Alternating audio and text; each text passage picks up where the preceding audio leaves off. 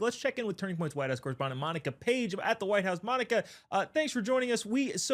I would probably be doing professional malpractice to not at least bring up the Epstein story at this point in time.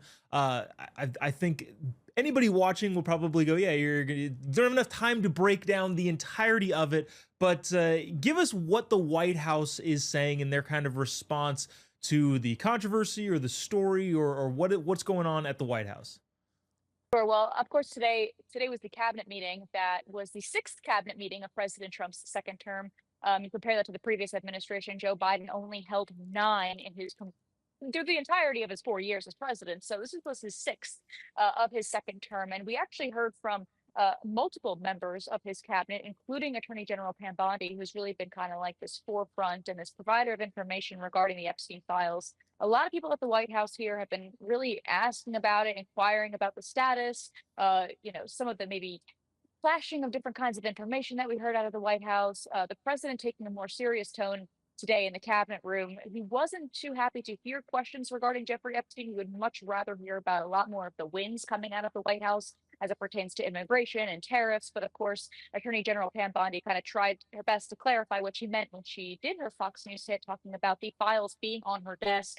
And she also is looking into the 1 minute of surveillance footage that has been mysteriously cut out in that cell, in that prison central kind of area. And she said that, well, the footage and those cameras were dating back to the 90s. So just because of how old they are, it just kind of like this factory reset every night. So every single footage, every single night is going to miss 1 minute of content. That's not just exclusive to this Jeffrey Epstein case, but she is working, she said, to recover that 1 minute of lost footage. And that's all she really said about it in today's cabinet meeting. So no news, but still news coming out. So yeah, I want to reiterate, if you want a full deep dive, there are several other great shows on this platform, Yes. especially the Charlie Kirk show. I'm sure him and Jack Posobiec are talking about it quite a bit, but obviously that's not the only thing going on. Anything else come out of the cabinet meeting that is interesting? There's also President Trump meeting again with Netanyahu. What else is going on at the White House?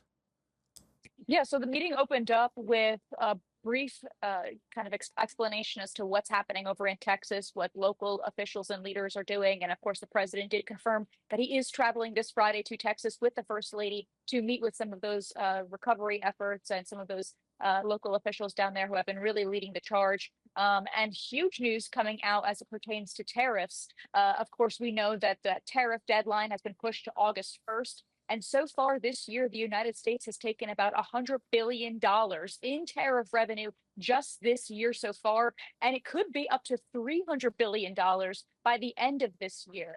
And that's given that, all the other trade deals work out with other countries. So that's huge. And of course, the president also touting the success of Operation Midnight Hammer as it pertains to the Middle East.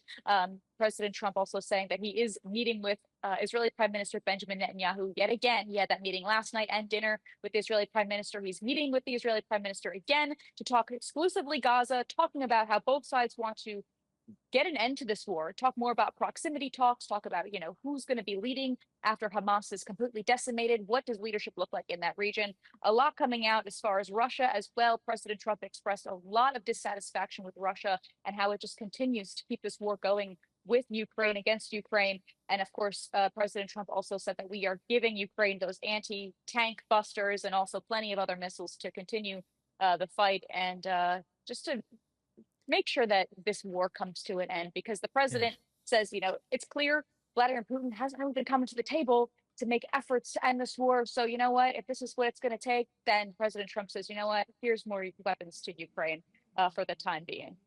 Yeah, sounds like a lot other things going A on lot. at the White House today. Monica Page, make sure to give her a follow on X. We've got a busy rest of the week going to Tampa for the Student Action Summit, Turning Point's one of their flagship events there. So keep up with Monica on X. Monica, thanks for joining us. Thanks so much for having me, Jobob.